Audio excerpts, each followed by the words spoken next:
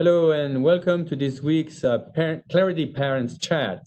The topic we are going to discuss today is how to make the most of psychiatric care when it's virtual. My name is Gerard Mijon. I'm with the Clarity Child Guidance Center, and we look forward to an engaging conversation with our speaker, Dr. Lizmarie Gonzalez-Vega.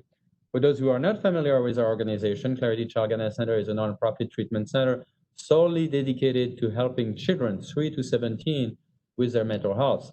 Clarity is located in the San Antonio Medical Center and provides inpatient and outpatient services to several thousand of children every year.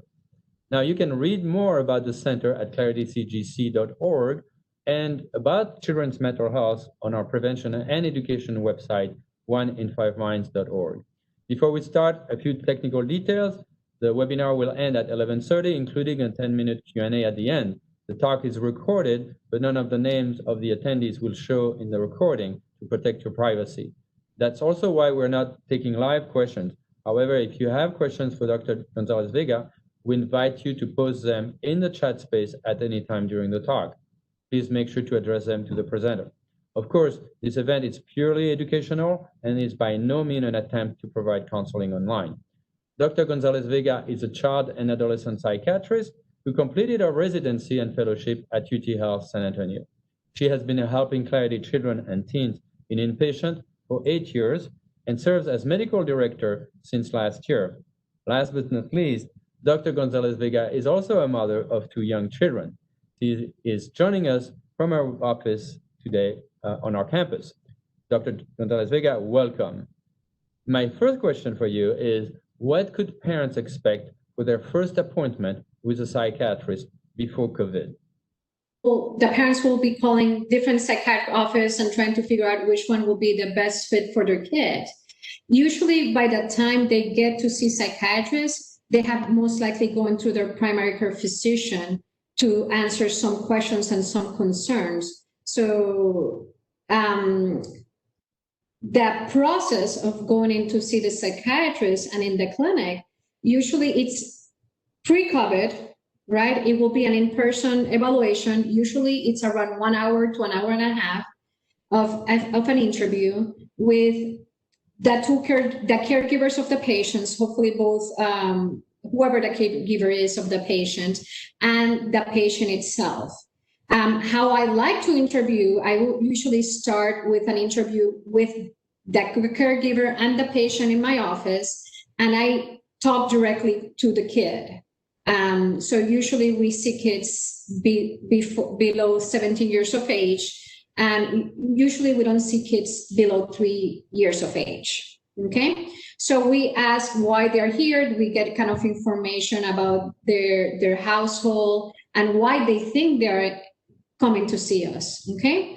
A formal psychiatric interview will consist of talking to the parents and the patient by themselves about the reasons they're coming in, usually depression, anxiety symptoms, difficulties with behavior, or other difficulties like learning disorders, difficulties with aggression, or psychosis, right? So we kind of do our interview, we do a mental status exam, we evaluate orientation of the patient and how they're learning, and we do a full medical evaluation as well, kind of a family history, a past medical history, any confounding factors, past history of psychiatric treatment.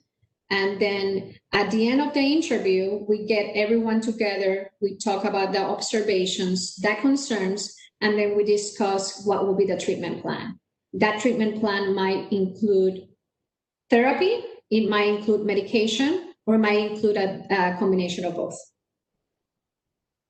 Excellent, thank you. Now, how do you recommend, or back then, how would you have recommended parents should prepare for this first appointment in general?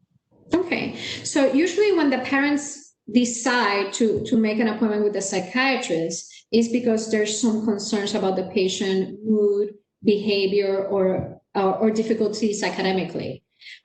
So depending on kind of the concern, I recommend the parents to get information of that teachers or the school personnel or the daycare center, if that's the reason for them to get kind of feedback from other parts of the community where the kid is involved daily, okay?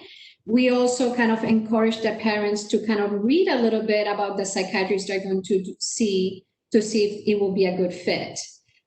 Some parents, a few of the questions I get, right? How do we know if it's a good fit? The patients and the psychiatrist and the patient. And sometimes we don't know. Sometimes it takes a little while, like any therapeutic approach, that it will be a good fit. So some kids do better with older psychiatrists, some of them do better with younger psychiatrists, and some of them do better with female or male psychiatrists. So it depends.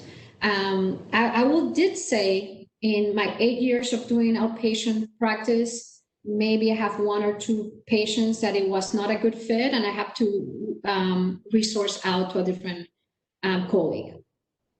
Thank you. And I think in terms of having worked in this area for a while too, is what I've noticed is that the documentation for the parent of what is happening with their child, it's pretty critical, so that gives you the best information that's possible, right? Yes. So, for example, we always get the kind of the concern of the parent of the patient at home, right?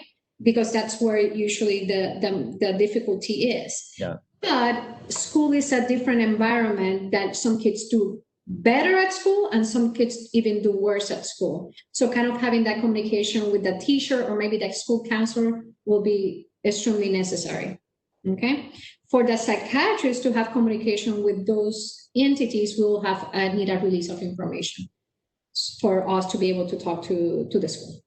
Okay, so there is a possibility of connecting you directly and you talking directly with the proper permission. Yes, and usually how that happens in the initial evaluation or any appointment, we have some set of questionnaires that we give to the teachers, and that will be the best form. So we give it to the parent, and then they take it to the teacher. We usually don't communicate through email or phone directly with the teachers unless it's extremely necessary, and if, of course, with the consent of the parental authority. Good. Now, let's bring this to the context of today. There's COVID, meetings are limited. So can you tell us a little bit about how is COVID changing the way these appointments go? Okay. Well, the first thing, I'm very grateful that in psychiatry, we are able to do a full evaluation through telemedicine. Okay. In different other fields of medicine, it's more difficult.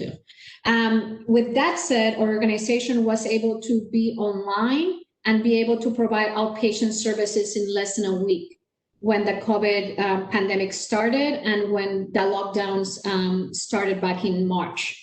So within a week, we were able to start having patients seen virtually through the internet. Okay, it's different in a lot of ways, but beneficial in other ways. And when I say that, I think it has improved our ability to see patients that come from far away, or for parents to have the ability to do it and not interrupt their daily life as much, because either if they're with a patient, that their kid at home and they're working, they only have to take half an hour of their day, an hour of their work day to be able to accomplish these appointments, and not to go to school, pick them up, go to the appointments, and then take them back. That will take them out of the office for half of the day. Okay.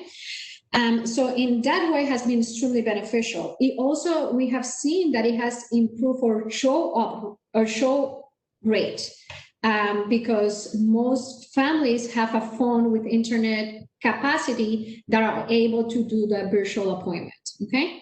In other areas, I think it's confidentiality has been a big difficulty, because if you're in a public place and not in the secure place of your home, it's extremely difficult to keep an appointment confidential.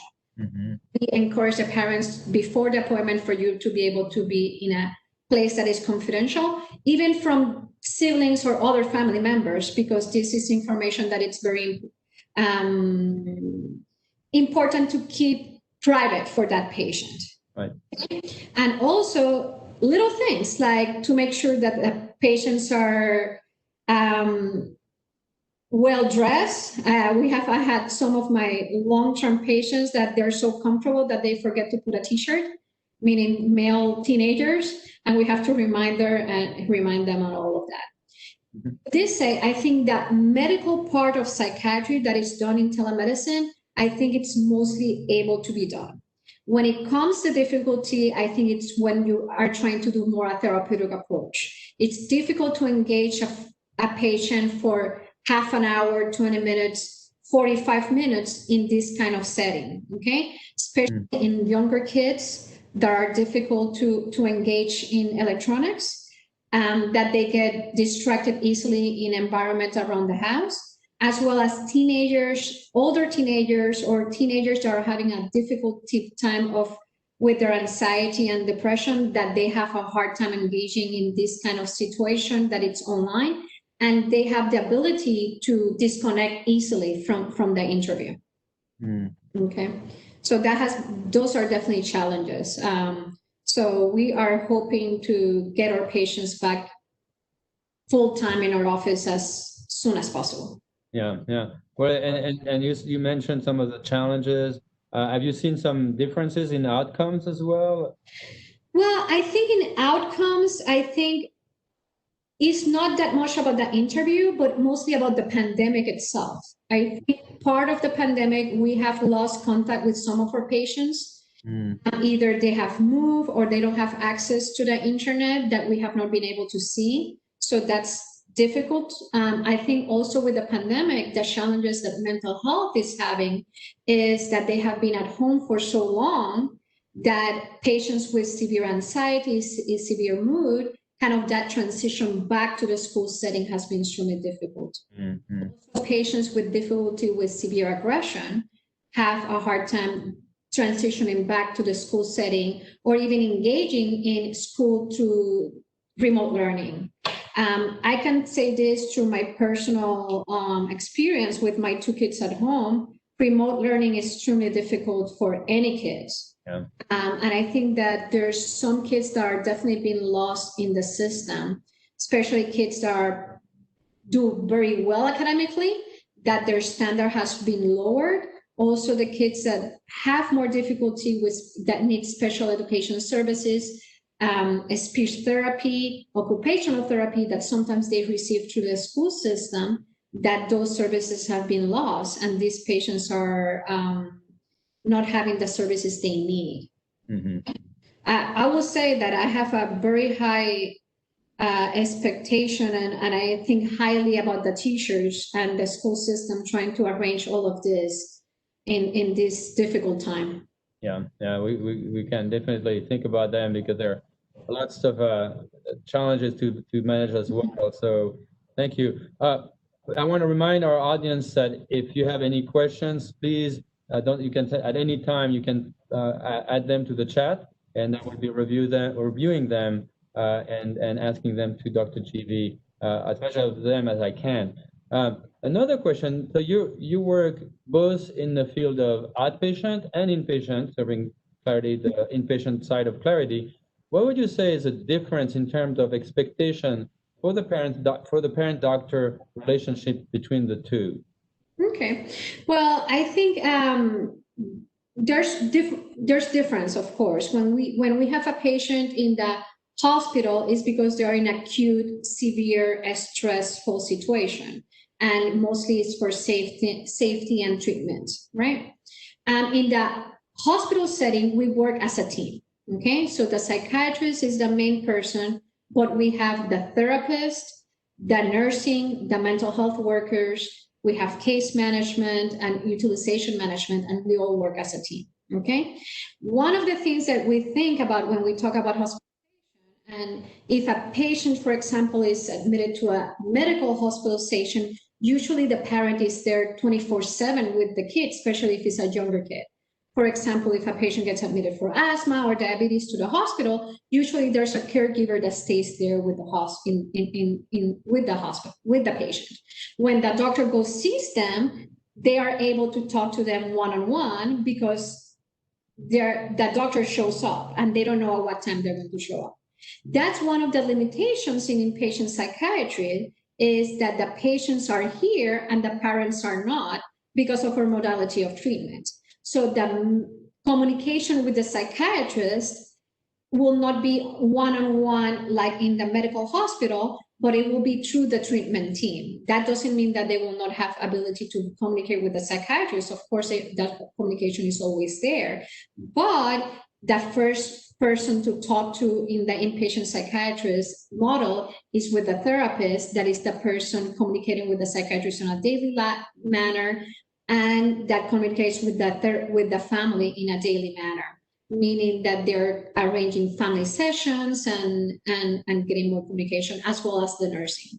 For example, this morning, I go in to see one of my units in the hospital, and one of my nurses, that he's wonderful, Louis, gives me, okay, this is what's going on with each patient. These are the concerns.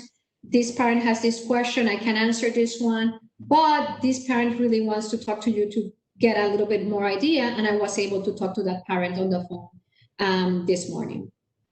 Right. So in other words, the communication with the parents in the context of our inpatient is not systematic with the psychiatrist. It's systematic with a therapist, which represents the entire team and is in constant communication with the team members. But it's not necessarily going to happen systematically. And I think that's important. It's an expectation that's a little different from other type of medical care. Yeah, and it's a treatment team approach. Yeah. In outpatient, of course, the parents are bringing the kid in, so they have that one-on-one with the psychiatrist for their appointments. Yeah, no, that's exactly. What other advice would you give to parents in terms of COVID and this time, really, especially parents who are maybe either they're already studying psychiatry or they're thinking about it? What would be a general advice you would like to give them? Well, I think with COVID, I think some parents, like yesterday, I had an initial evaluation in my clinic with a new patient. For me, the family was not new for me because I see the older siblings. But the mom was able to tell me, you know what? I never thought I had this difficulty with my kid, but having them at home and me trying to teach them, right, and be the first person there with them, I'm noticing these things. So I think this time of COVID, that is so difficult and so many changes, have brought us in some way that increased time with our loved ones and our kids. Mm-hmm. To be more involved in their education and in their care. Okay. With that said, I will say, let's give grace to all of us to try to work with all these changes in society and everything. I think that we need to give grace to us when we are studying, trying to teach someone to read or trying to teach them how to do math. For example, I'm really good at math. My husband it's really good at literature. So we tag team in those. And sometimes I have to tell my fifth grader, you know what, let's wait there. I need to read a little bit more about this because I don't remember. Yeah, because I haven't seen it in a while. So I think kind of having ourselves giving grace and time, because we need to be patient with ourselves as at all, because this is not supposed to be this way. Yeah, it is tough, and every family situation is different. So also understanding that whatever is going on with us, a lot of other people might experience it, but other people have maybe a very different experience. So exactly, that's important. Well, we have a question from the audience. A parent is asking that they have a situation that they have currently. They're trying to seek services, psychiatrists or psychologist services, but all the providers on their insurance actually are not accepting patients, which is unfortunately that can be a situation because of the limited amount or number of providers. And so what other services could be available to a family in this situation? If they did self-pay, what can they expect? Can you help with that? Yeah, so in the field of child psychiatry, I think that's the most difficult part of it, that the demand is higher to what the psychiatrist's ability to see patients. For example, our clinic, we have 5 child psychiatrists. That is a really high number, but our limitations to take new patients is really low because we also cover the inpatient hospital. With that said, Clarity Outpatient Services is being serviced by UT San Antonio, the psychiatry department. Okay, and we have a variety of services. So we have the psychologist, the therapist, and the psychiatrist. One of the things that I always recommend to anyone that asks me this question is to check with your provider, meaning your insurance provider, to see who's taking it. Okay, and then making a few phone calls. With Clarity, what you can do is to try to get an appointment with First Step, that they're more available before getting into seeing the psychiatrist. This gives you an evaluation by the psychologist, and then they are able to route you to the services needed. Because sometimes maybe the school is saying you need to see the psychiatrist, or the pediatrician is saying you need to see the psychiatrist, but when we see them and evaluate the patient, they do not need medication management at that point, and maybe that first step will be therapy. So I think for maybe using or service of the First Step clinic to be able to engage in treatment. And I think the phone number, Gerard, will give it later, but it's 210-616-0300. Yes, I was trying to add that to the chat. I don't know if it went through, but I put the phone number, so 210-616-0300, and do ask for the First Step appointment, and the team will determine if you qualify for this. But we have a regular slot for these appointments for parents, again, to determine exactly, what does the child need, and it's a meeting with psychologists, with the family, several members. And you can read more about it on our website as well. I put the website as well. So okay. And adding to that, Gerard, I want also to comment that when we have an acute situation that you need to get the patient seen immediately because of safety concerns, maybe some suicidal thoughts, maybe some concerns about self-injurious behavior or aggression, our services is 24/7 at the hospital. You can be evaluated by a psychiatrist or a therapist, and they will assist you on getting as well as services if inpatient admission is not needed. Sometimes when the patients come to our crisis assessment, they do not need inpatient treatment, but they cannot wait a month or a month and a half to see the psychiatrist, and they need more on a daily visit. And we have a partial hospitalization program as well as a service that they will be able to get seen by the psychiatrist, the therapist, and get them the treatment that they need more emergently. Yeah, you make a great point, is that don't wait. If you feel like there's a crisis and you need to see someone, you can call or you can even show up and look for the signs for crisis services, and someone will talk to you. So that's key. I have another question from a professional asking, as mental health professionals, how can we make the practice of telehealth better for our clients? I think that I'm going to tell you the truth. I'm not the most technical savvy person, and I will say I dislike seeing my patients in the computer, but this has brought up opening our interventions so much that I think this will continue to be part of the services every psychiatrist should give, okay? Especially time constraints. It's extremely difficult for kids to miss school or be away from school a whole afternoon or a whole morning. So telepsych services, like this week, I have one of my patients I have seen for a long time. The mom picked up the kid from school.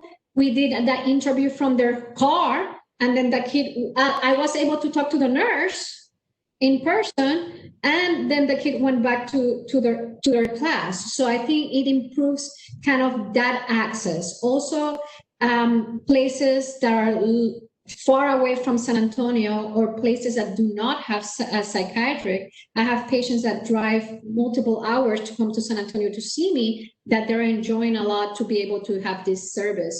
Also, older teenagers that are already in college, this has also improved that communication, because they're in their dorms or in their apartments, and they are able to get the appointment done, especially on patients that are having a hard time. We are able to maybe give them a smaller period of time during the day, but we are able to evaluate them through the computer system, telemedicine, and provide those services. I think it's really interesting. It's really going to change the field in some way, right? Mm-hmm. And possibly in good ways. The one thing too, I think, I mean, we're set up so there's security of the core, right? And so that's an essential point, of course, to consider as a provider, making sure that that core is a secure and private core. So that's a good question. Now, another question that comes up often is how do you select a child psychiatrist? Okay, well, again, I think psychiatrists, the best way to select a psychiatrist is for you to do your research, okay? Like in this era that we're going to look for someone to fix our car, or for a hairdresser, that we do our research in the internet and we read the comments. I think that's a good way to do it. Kind of doing the research where they study, if it's a female or a male. But at the end time, I think it takes a few appointments with the psychiatrist to see if that's a good fit. Like with any therapeutic approach, that it takes around a few sessions to make sure that you're able to engage, okay? With this said, I think in psychiatry, especially in child psychiatry, we see our kids so often. For example, I have been in this clinic for 8 years, and I have seen kids for 8 years. So I see them from elementary school, middle school, graduating high school, entering college, and you help them through those phases. So you become part of their family somehow. Mm. And it's not only when the kid is having some difficulty, it's when the whole family is having some sort of difficulty that you become part of that treatment. It's a very intrinsic relationship, okay? Very similar to a pediatrician, that you keep your pediatrician for several years. Yeah, no, that's great. That's great. Now, and I want to remind our audience, we have time for one or two more questions. If you make sure you post them in the chat. One question I think that is also common is there are fears about seeing a psychiatrist for the first time. Can you discuss what those fears are, and what would you tell parents about that?